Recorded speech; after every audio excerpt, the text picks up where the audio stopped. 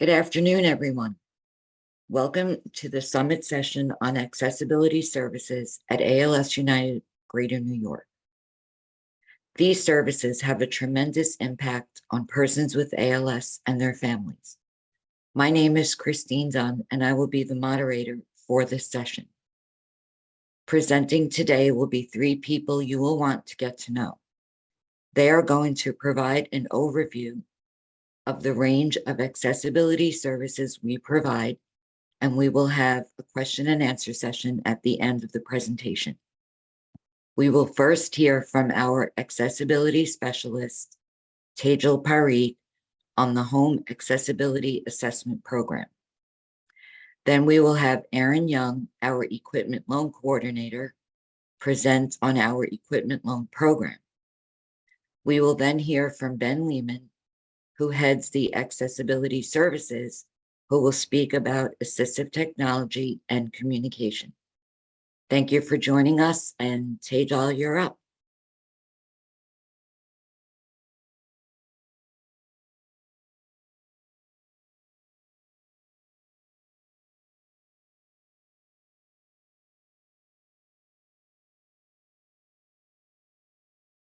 Thank you, Chris, for the introduction. And good afternoon, everyone. Thank you for joining us today for our session on the accessibility services of ALS United Greater New York. My name is Tejal Parikh, and I am the accessibility specialist with ALS United Greater New York.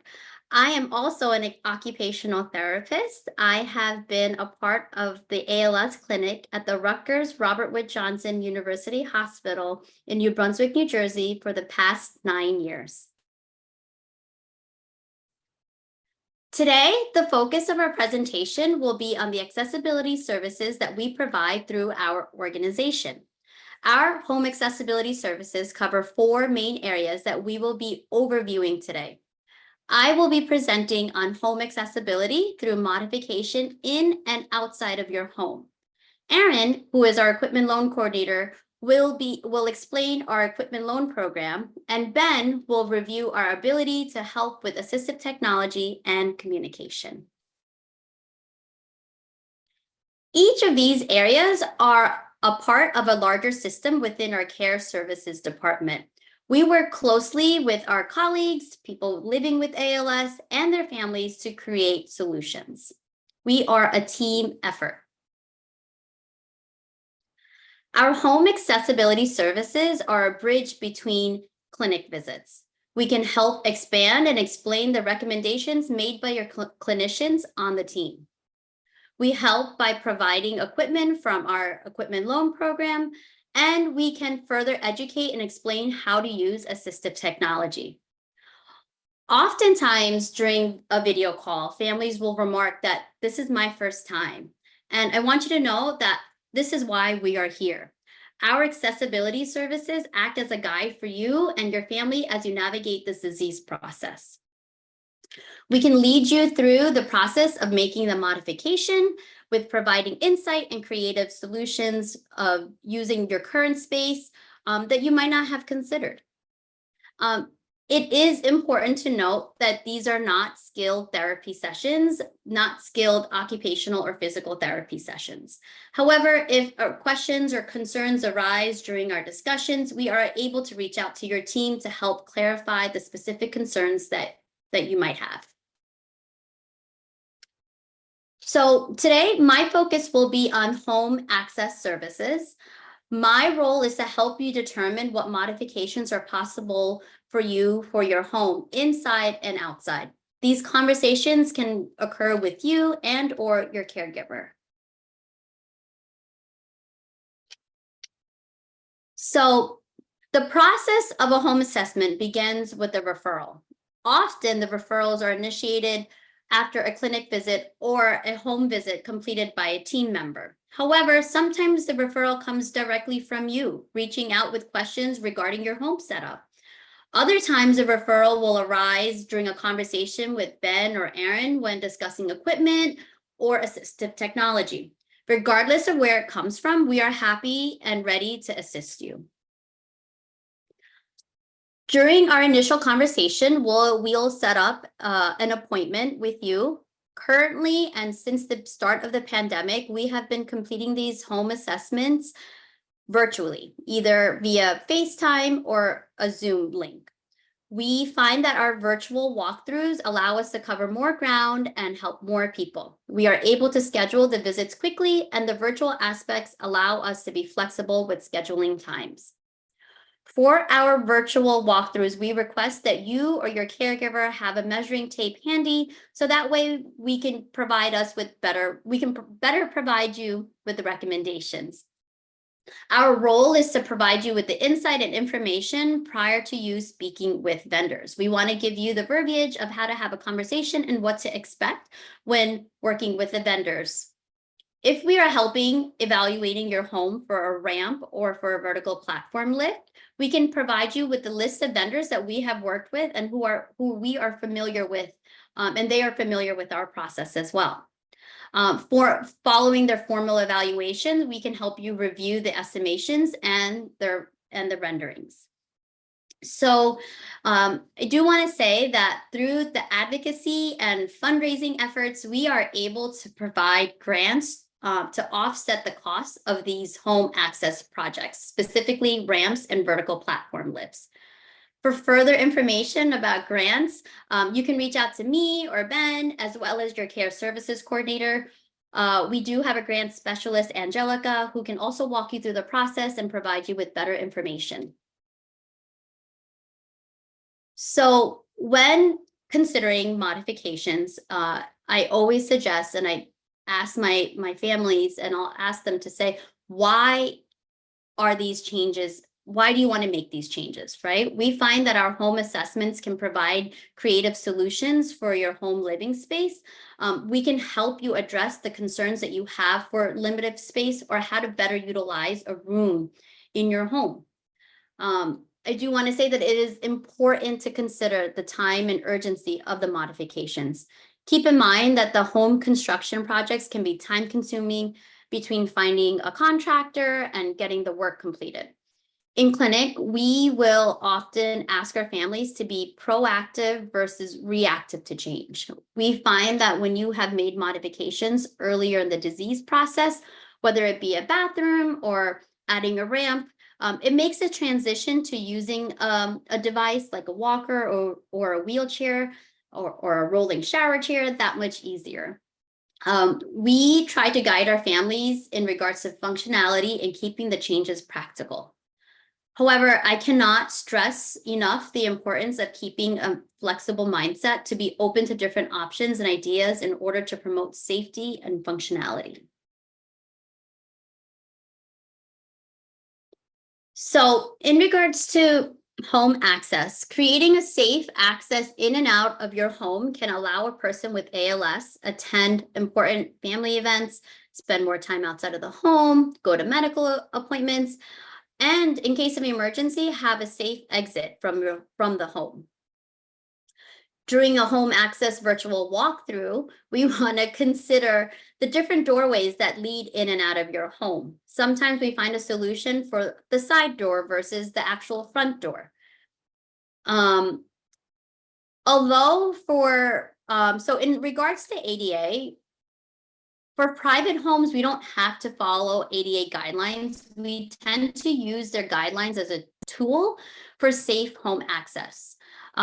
So for example, if someone was using a manual wheelchair that was being pushed by a caregiver, if we find that the slope of a ramp is too steep, it will require greater effort by the caregiver to push the wheelchair up the ramp. But also require greater effort by the caregiver to pull the wheelchair back as you descend the ramp. So the ADA recommends that a safe slope for a ramp is that for every inch of vertical rise, there would be 1 foot or 12 inches of a ramp. So for example, if there are 4 steps and each of the 4 steps are 7 inches high, there should be a 28-foot ramp. It's not always that simple, but it's a good way to understand how the ramp proportions work. The ramps that we recommend are what we call modular ramps, which means that they fit together similar to puzzle pieces or like Lego pieces. They are temporary in the sense that they can be taken apart when you no longer want to use the ramp, but permanent in the sense that you're going to keep it in place and not take it apart at the end of the day when you don't want to use it. They are installed to withstand 500 to 600 pounds, so the weight of a custom power wheelchair essentially. And generally, they can be installed pretty quickly, like within a week or two.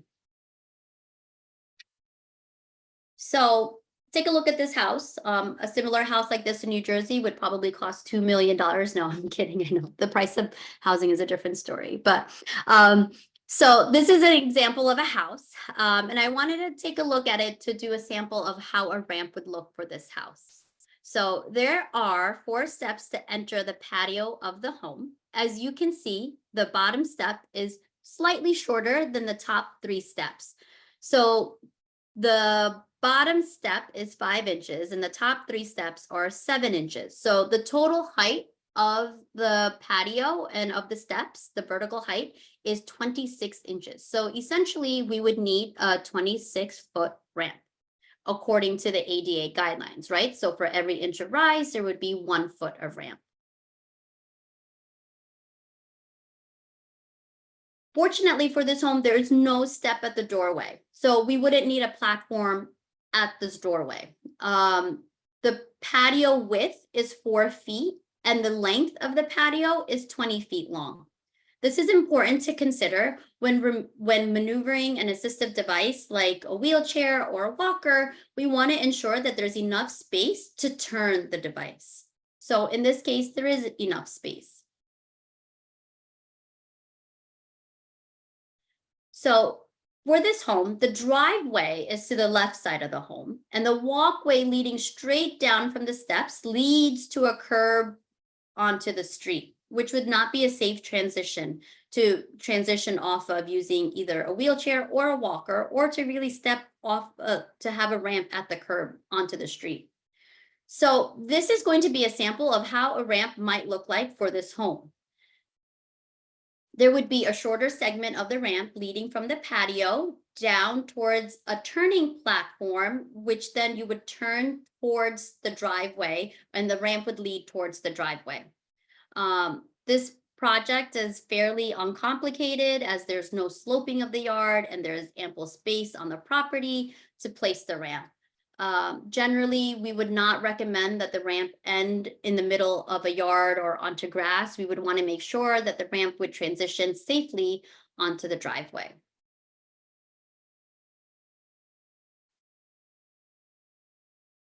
Sometimes, like in this situation, a ramp may not be a possible solution for a multitude of reasons, including lack of property space or because of significant sloping of the property. So this is one and why we would consider a vertical platform lift. So a vertical platform lift is an elevator, is an outdoor elevator used to transport someone from one level to another. There are several things to consider when evaluating the possibility of a vertical platform lift. First and foremost is that we would need to have a concrete base that is 5 by 5, and that's necessary to set the elevator or the lift upon. So the other thing that you want to consider is a space. So do you have enough space on the side of the staircase? Or that might mean that you might have to remove the handrails from the staircase to fit the device safely in the yard. The installation time for a vertical platform lift is generally longer depending on the vendor and if they have all the necessary parts on hand. You could be waiting a few weeks to a few months to complete the project. And vertical platform lifts also require an external outlet. So you want to take that in consideration when determining the cost of the entire project, because you might need additional electrical work to have that external outlet put in place for the project. So during our virtual walkthroughs, we can also help address modifications to your home. The most frequent question that we have and that people approach us with are for bathroom modifications. to make it more accessible. And so we review the different setups for bathing and showering and what the different options could be, whether a walk-in shower or whether you could use a barrier-free shower. And even if a portable shower is something that you would be able to use in your home. Our conversations also include discussions about toilet heights, vanity styles, and the placement of grab bars and why or why not they might not be an appropriate adaptation to your bathroom. We also talk about and review different options of durable medical equipment that could be used within your bathroom environment. The virtual walkthroughs of your home can also review general home modifications, including reviewing doorway widths and accessibility. According to the ADA, accessible doorway width is 32 inches. However, that may not always be possible in your home, so we review the different options that might be available for your space. Another frequent question that we get is about stair glides and in regards to how you could set it up in your home or how you would set it up. So we're happy to help you to determine if a stair glide is a possible solution for you in your house. So although the information that I presented was a general overview, each home is different and everyone's needs are different. We are happy to assist you throughout this process. Feel free to reach out to any of us. And thank you so much for taking the time for joining our session today. At this time, I'd like to introduce you to my colleague, Aaron Young. Thank you, Tejal, for that presentation. Hello, everybody. My name is Aaron Young. I'm the Equipment Loan Coordinator here at ALS United. And today I'll be speaking with you about the Equipment Loan Program. So just a little bit about my backstory, because I don't have the medical background, how I ended up at ALS United. So my mother was diagnosed with ALS back in 2008. Like many other stories, it took 6-8 months to diagnose. She passed away in 2011 when I was 18. And from there, we were involved in, walk teams. I volunteered with the Golden West chapter in California, moved to New York, started volunteering here. And through my experience here at this chapter or this organization, I saw how dedicated and impactful everybody was. So I was really inspired, and here I am. So what we do with the Equipment Loan Program.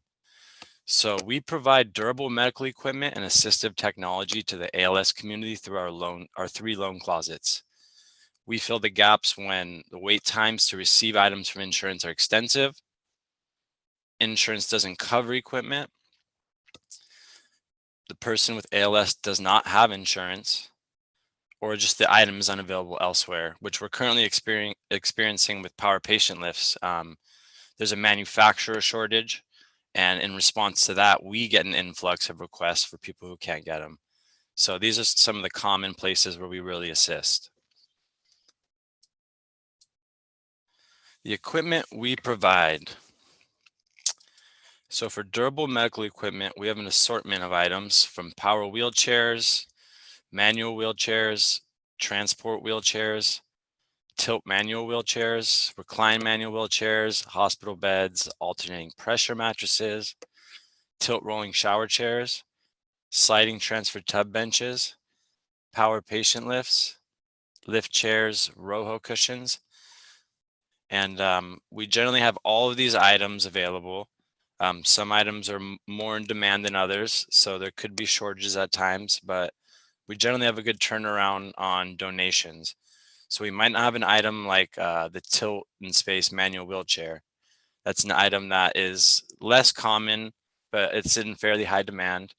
So we might not have it at this point, but in 2 weeks, a month, we may. So items are always coming and going, and we generally have all of these items available. Assistive technology. I'm just going to touch the surface of this, as Ben will be going more in depth. But these are some items that we provide. We send these from the office. the turnaround time on these is, less than a week generally. We'll send it out day of or very shortly after receiving the request through UPS. And some of the low tech items we have are letterboards, T-bar stylus pointers, laser pointers, boogie boards, voice amplifiers. And for high tech, we have eye gaze devices. These are more in demand. We tend to have a wait list.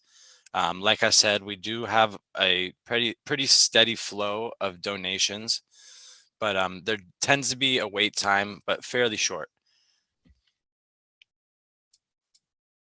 How our process works.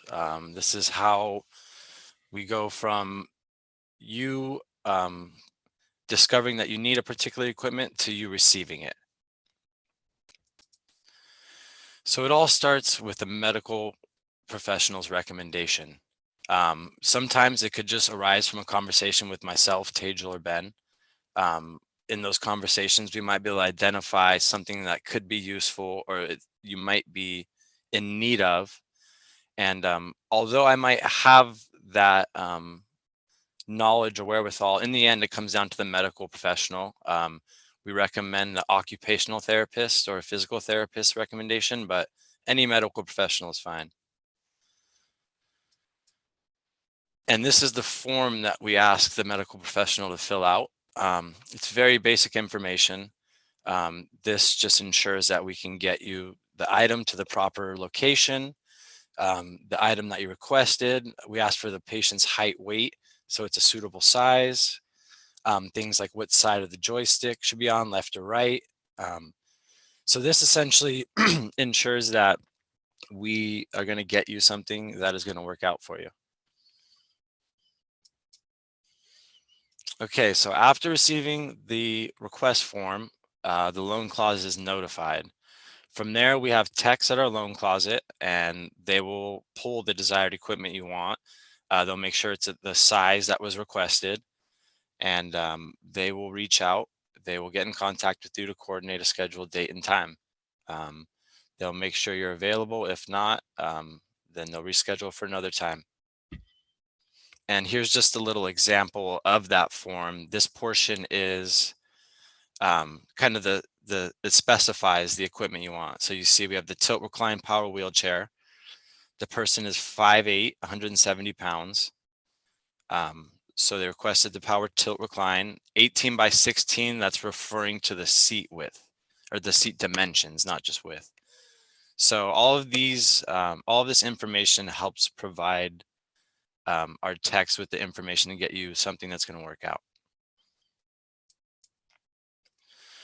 On the day of the delivery, so when our delivery guys come, they'll bring the equipment to a convenient place.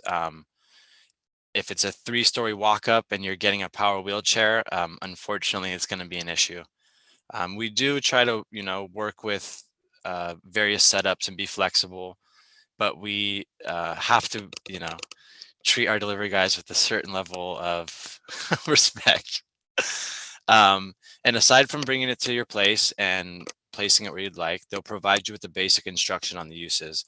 They're not going to get in depth. If you really want to learn this equipment thoroughly, we recommend getting in contact with the occupational therapist, physical therapist, and they'll really be able to help you out. But our delivery guys will show you the basic functions. For instance, on the left here, you see a hospital bed controller. So they'll show you which buttons do what. For instance, the top buttons move the head, the bottom or the middle buttons move the feet, the bottom buttons move the entire bed in a horizontal position, up or down. So they'll at least give you that information. From there, we recommend getting in contact with the OT/PT, and they'll be able to help you out.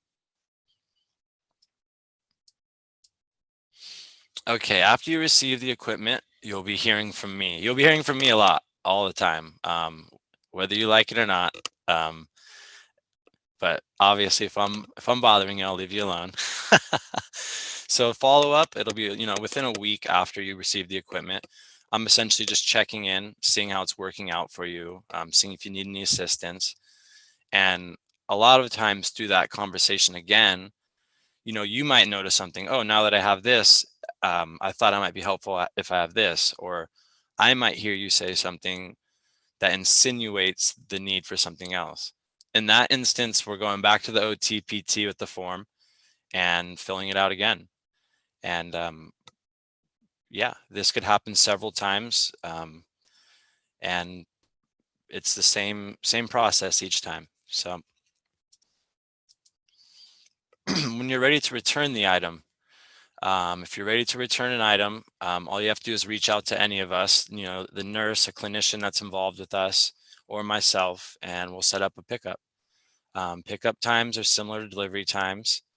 And I will also add that loans are indefinite. And what I mean by indefinite is I'm never going to reach out asking, haggling you to get this equipment back.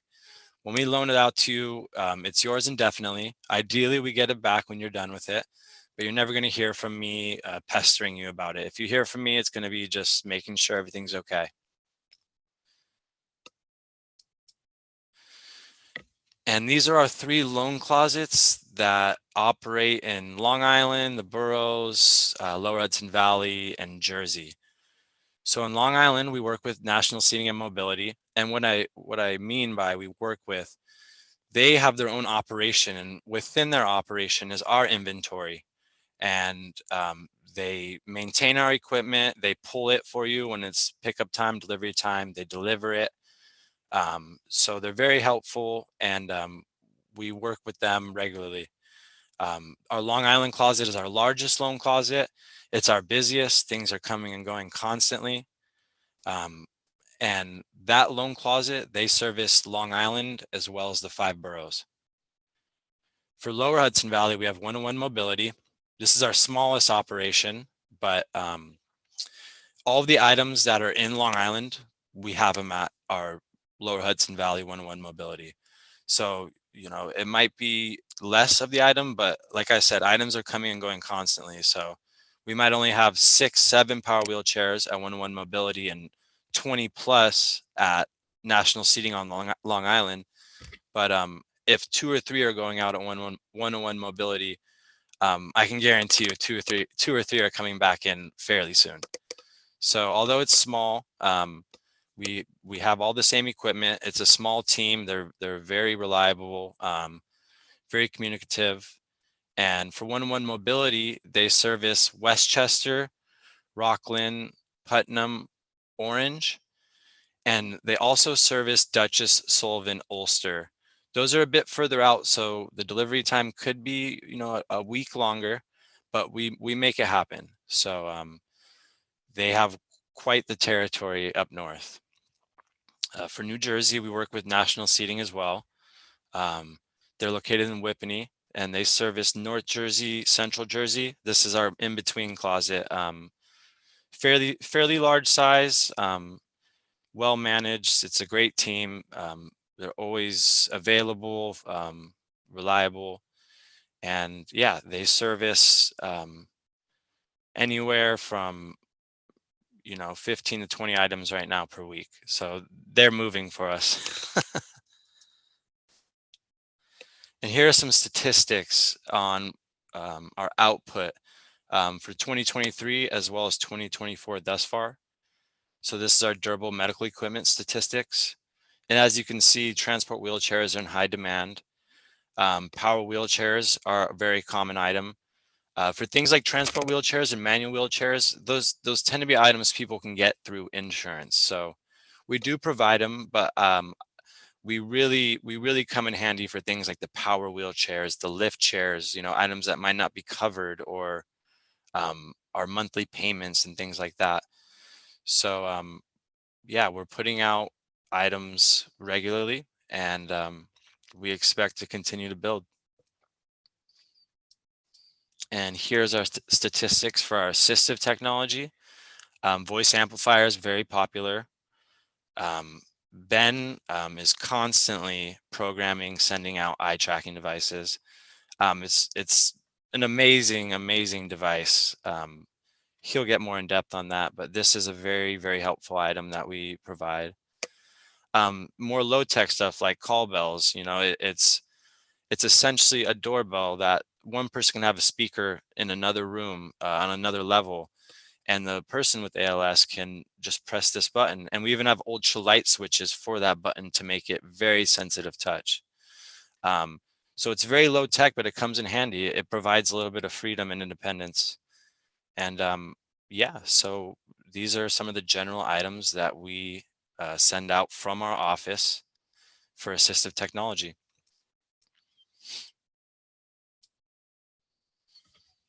And just wanted to say thank you. That's the end of my presentation. If you have any questions, feel free to ask.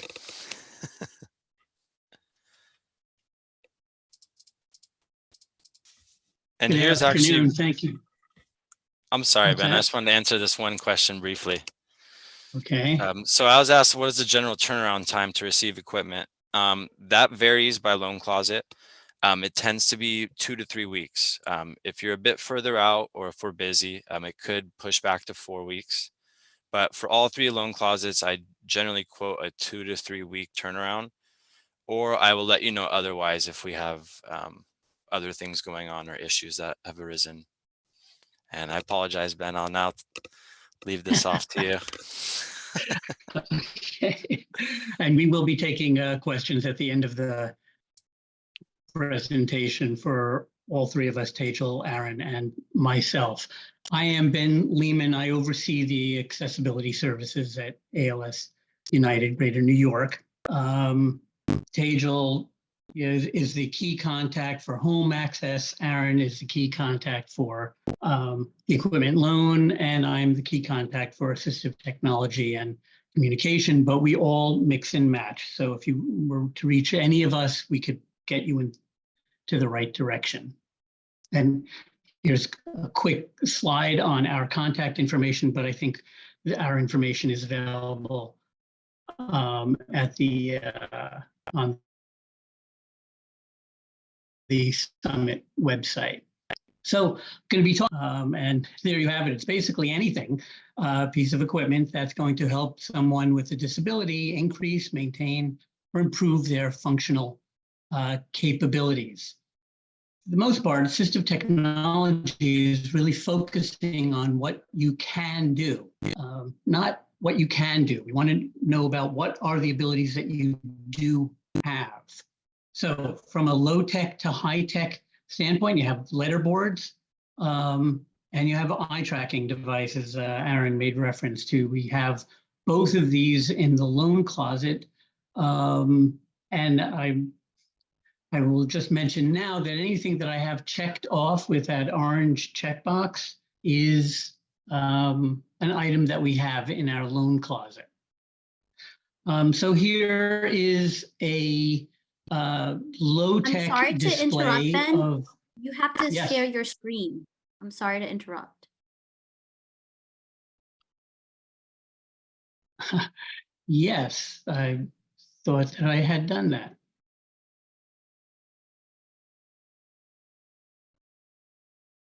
Can you see it now?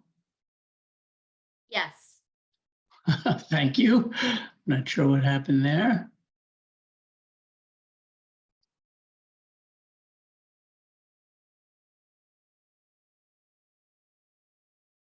Okay, so here's where I was. So these are items that work with a letterboard. You know, typically, if you can isolate a finger, you can point to the different letters and spell something out. If you have difficulty isolating a finger, you might be able to clasp a pointer. This is a T-bar pointer. It actually has a stylus at the point, so you can use this on a smartphone or an iPad, and you can use it on a letterboard as well to point to letters. If you're not able to move your hand over different areas of a letterboard, you might be able to hold onto a laser pointer and point the dot towards the different letters on a letterboard. And if moving your hand is difficult, the laser pointer can be attached to a baseball hat, so that by moving your head, again, if you have that capability, and you can, again, move that red dot by just moving your head a little bit left or right or up or down. All of this is beneficial to have had a conversation with your OT and PT to make sure these are skills and these items, well, not the baseball hat, but all the other items are items we have in the loan closet. As soon as you start to utilize assistive technology, there's going to be some changes. So, in a presentation like this or a normal speech, we're speaking at about 140 words a minute. Might be a little faster here in New York compared to other parts of the country. But when you're using a letterboard, it may slow down to about 15 words a minute. So the efficiency has diminished, but the effectiveness, the opportunity to continue to be able to communicate is still there, even using low tech. There's even an opportunity to use a Morse code system. Now, not everybody may remember physics back in high school when it was introduced. It was in my school. Not everybody gets it. But you can point to the different options of a dot and a dash. Instead of speaking dot, dash, dash, dot, you can use your finger to just point to the dot or the dash to make the choice of what letter you wanted. Many options, and our objective is really just to put them out there in front of you to see which one you think might work best.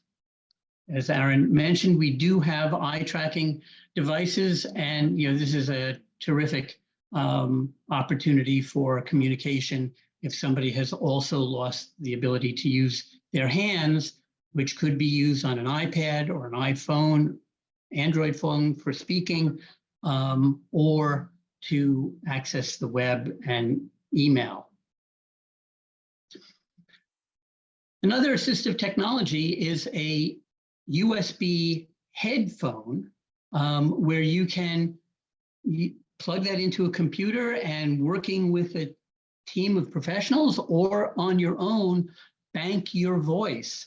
This is important if you still have a clear speech that's understandable. You can spend what now is about 30 minutes of time going through a process on the computer to store your voice. A few years ago, that was 3 hours of time. So that technology has really moved forward tremendously. But what you have the opportunity to do is hold on to the sounds of your voice. And when that gets downloaded onto a speech device, when you type any message out, it will speak it sounding like your voice. You also have the opportunity to record phrases. That's called message banking. And the session right after this one, beginning at 1:30, Trinity, who works with Bridging Voice, a partner in providing services for people with ALS, specifically implementing technology for communication. We're at the summit beginning at 1:30, specifically on banking your voice. So if you want to learn more about that, stay tuned. Bridging Voice, by the way, is an organization with people that I have worked with for many years, experts in speech, occupational therapy, and computer technology, and they are able to assist more deeply than we can. We pretty much get you the device and get you started to help implement that technology.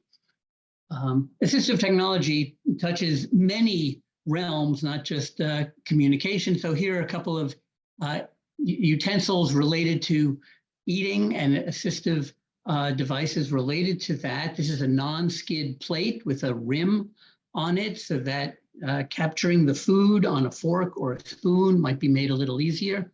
There is high-tech robotic arms that will bring the food to your mouth, but going along with the low-tech component, there are adapted utensils and a mug that's easier to hold. The upper left-hand corner is what's called a universal cuff.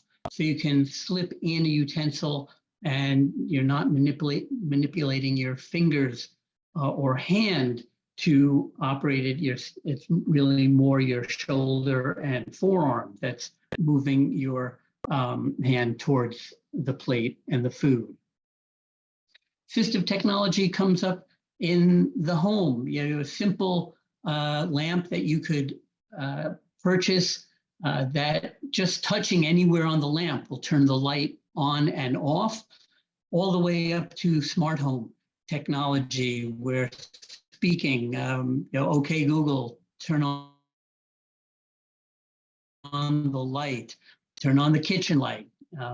You can enable this technology, and many people do this on their own. We can help walk you through that, what items you might want to get for that. And I'll take this moment to just highlight that should you not have the clear speech that would continue to operate OK Google or Alexa or the Apple Home system, the communication device could be an iPad or it could be an eye tracking device. So long as Alexa, turn on the light, and the smart home technology will hear that and respond to it.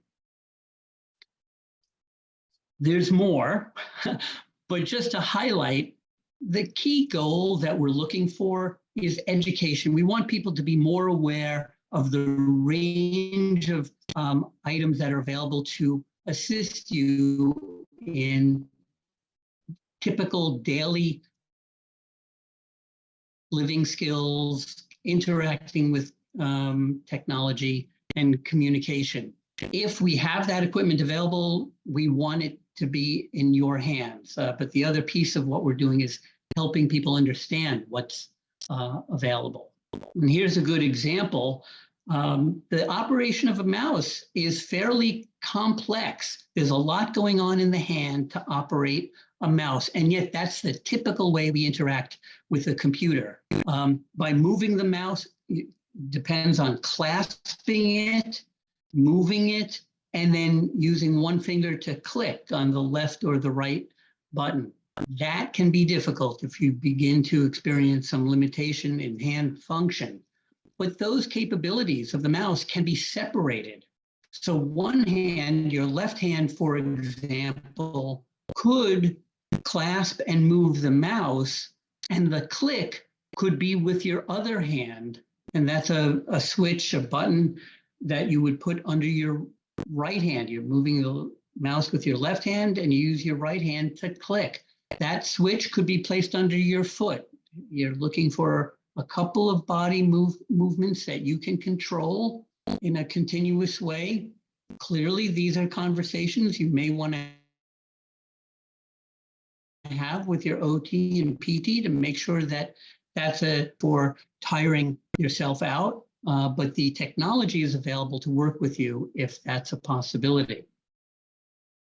If moving the mouse is difficult, this is in effect an upside down mouse. The trackball mouse has the rolling piece of a mouse. Well, they don't have a rolling ball anymore, but they did when they began. By placing your hand on top of the trackball and rolling the palm of your hand or your fingers over the ball, you're controlling the cursor on the screen. Same with a Bluetooth head mouse. That section, that horizontal section, is not covering your eyes. It's basically going in front of your forehead, but by moving your head a little bit left and right and up and down, almost like a signal of no or a signal of yes, you're controlling the cursor on the screen. So lots of alternatives instead of using the mouse. And it's not just about technology. Here's clothing, adapted clothing. You can do a search on the web for adapted clothing, find a number of different stores that will do that. These are, instead of using a zipper or a button, it's replaced by a magnet. And there's a number of other companies that have adapted clothing that's a little easier to take off and put on. It may be difficult to get around or walk around a garden.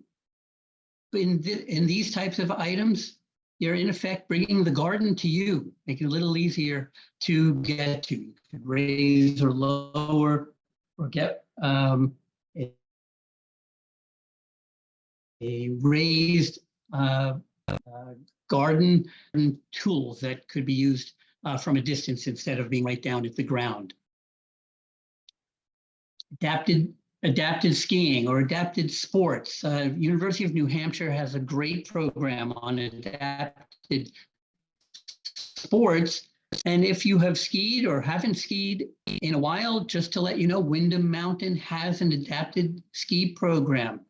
If you were going, somebody with great upper body strength could do this type of skiing themselves, but without that upper body strength, they have guides that will work with you, in effect, bringing you down the mountain, but you're still on the mountain.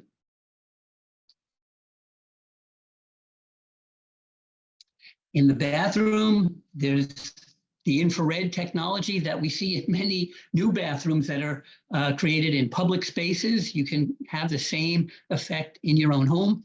The issue with the soap dispenser is you want to be careful about putting in soap that's too thick. That sometimes can clog the system. So that's a conversation with each of these companies, and they often provide the type of soap that works with that system.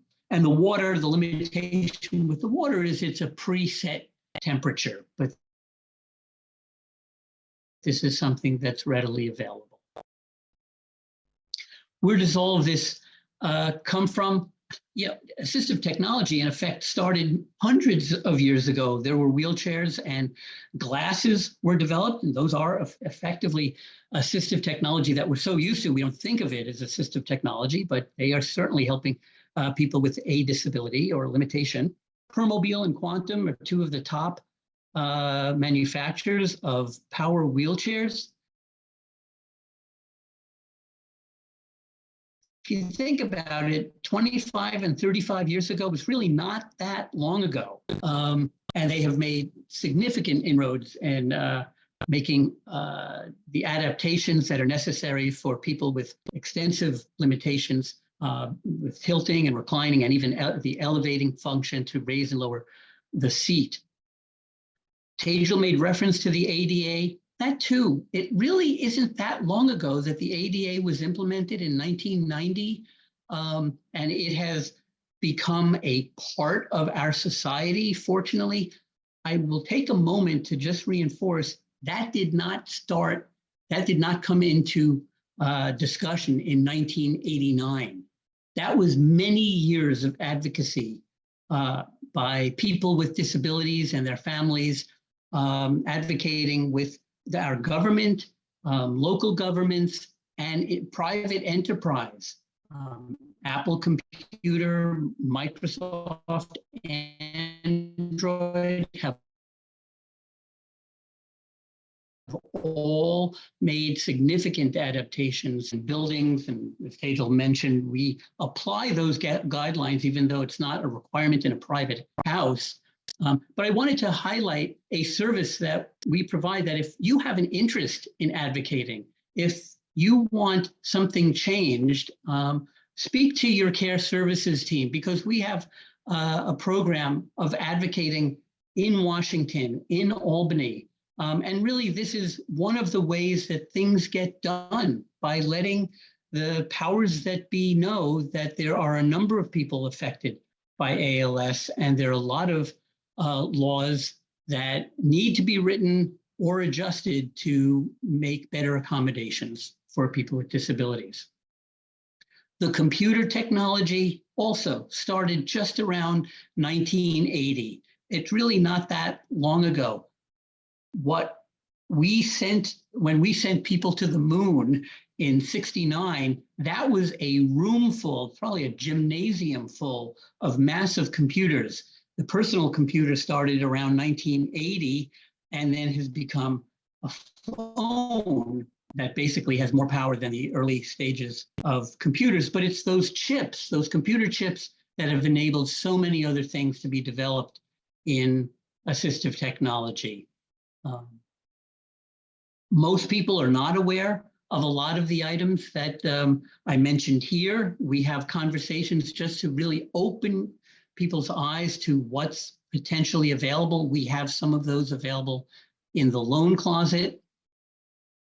Our services are really focused on the individuals with ALS and their families. We are connected with our care services team members throughout the territories. We are in constant contact with you and your family, our care services team, as well as the clinic. A lot of times we get referrals from outside our organization. We just want to respond to any of the needs that you have.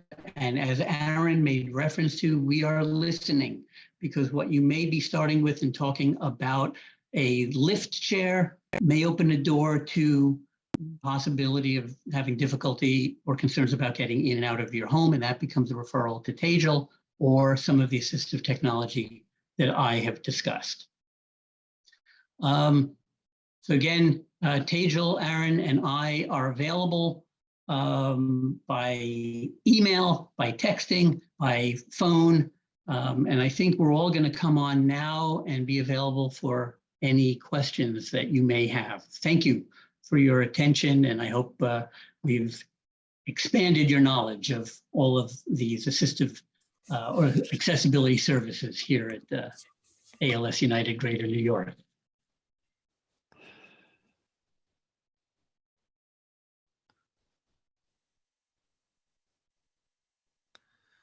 Oh, sorry. Thank you guys for that very informative presentation. Going to read some of the questions if I can find them.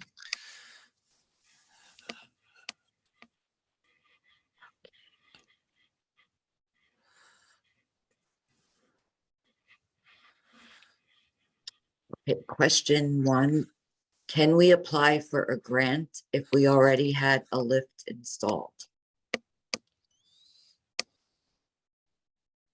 I'll take that one. You can certainly bring it to our attention. You know, we have limited funds for our grants, and we try to get it to individual families to make sure each family is taken care of. But if we have funds available, it would certainly be under consideration. It's always worth a conversation. Thank you. Next question. My wife sees an ALS doctor in Philadelphia. We live in Kendall Park, New Jersey, in the New Brunswick, New Jersey area. Can she request equipment from ALS Greater New York? Yes. Yes. Yes, that's our territory. You're welcome to and encouraged to go to the doctor and medical team that you want to pursue, but you live in our catchment area, so we would want you to have the equipment if we can be helpful. Okay, thank you.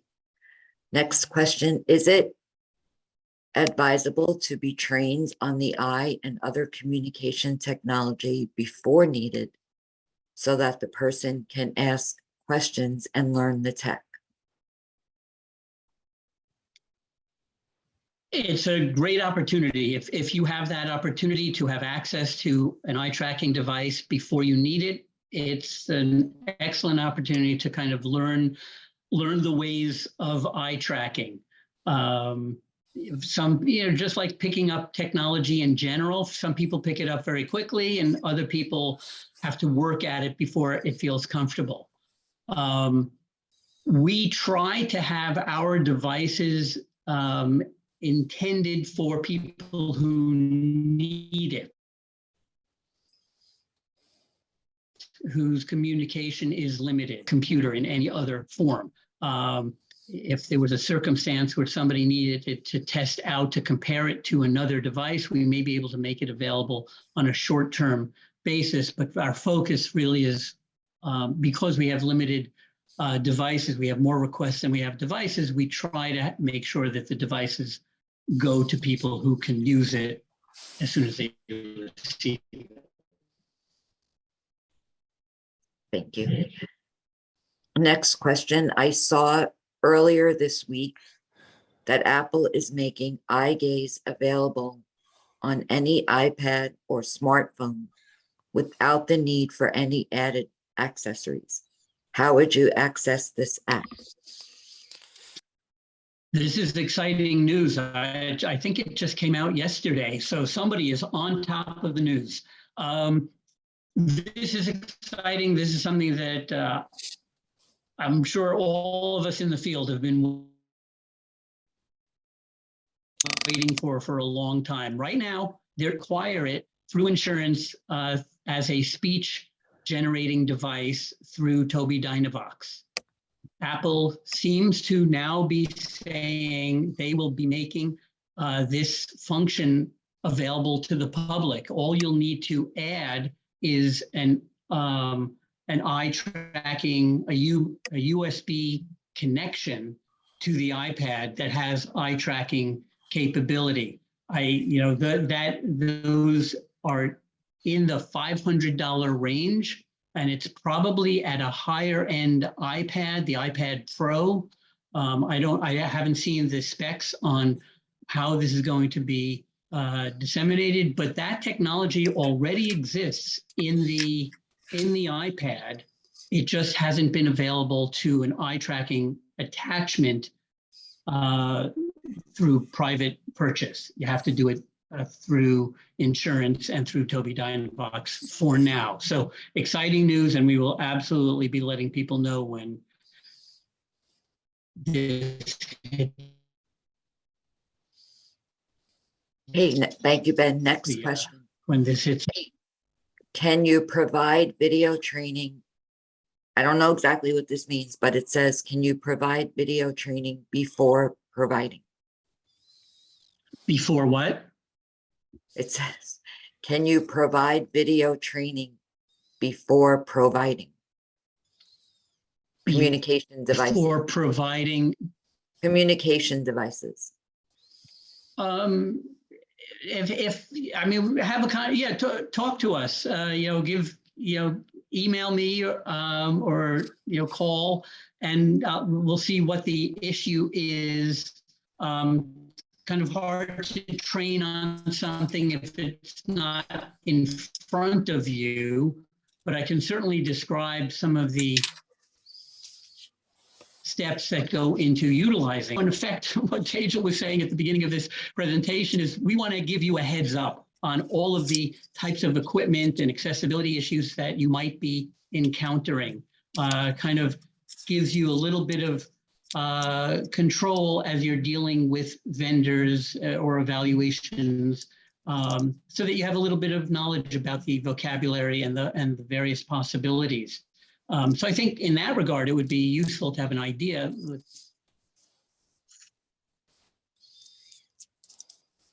Okay, so I know one of the questions that often comes up is, how do you click if you use, what's that? I'm sorry, I was just going to say, one of the questions that often comes up is, how do you click if you're using an eye tracking device, on a mouse, this physical button that you press? How do you click using an eye tracking? So this is part of the conversation that we could have with you before you actually have the device.